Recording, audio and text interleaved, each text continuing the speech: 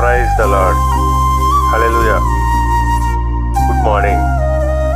క్రీస్తునందు ప్రియులారా, ఈ ఉదయ కాలంలో మరొక నూతన వాగ్దానంతో మనము ఈ రోజును ప్రారంభించుకున్నాము. ఈనాటి దేవుని వాగ్దానము యోహాను సువార్త 13వ అధ్యాయము 35వ వచనము.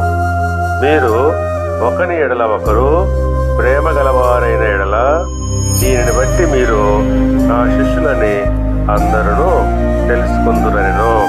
ప్రియులారా, ప్రభు అంటున్నాడు, మీరు ఒకని ఎడల ఒకరు ప్రేమ గలవారైన ఎడల దీనిని బట్టి మీరు నా శిష్యులని అందరూ తెలుసుకుందురని అంటున్నాడు. అవును, నిజమే. మనము ఆయన శిష్యులమని తెలియబడాలంటే మనము ఒకరి ఎడల ఒకరు ప్రేమ కలిగి ఉండాలి. అవును, మనల్ని క్రీస్తు ప్రేమించిన ప్రకారము మనము ఒకరి పట్ల ఒకరు ప్రేమ కలిగి ఉండాలి. అలాగ చేయనప్పుడు మనము ఆయన శిష్యులము కాలేము. కాబట్టి ప్రియులారా, ప్రభువు చెప్పిన ఆజ్ఞ ప్రకారము మనము ఒకరి పట్ల ఒకరు ప్రేమ కలిగి జీవించాలి. దేవుడు మిమ్మల్ని దీవించి ఆశీర్వదించి వర్ధిల్ల చేయునుగాక.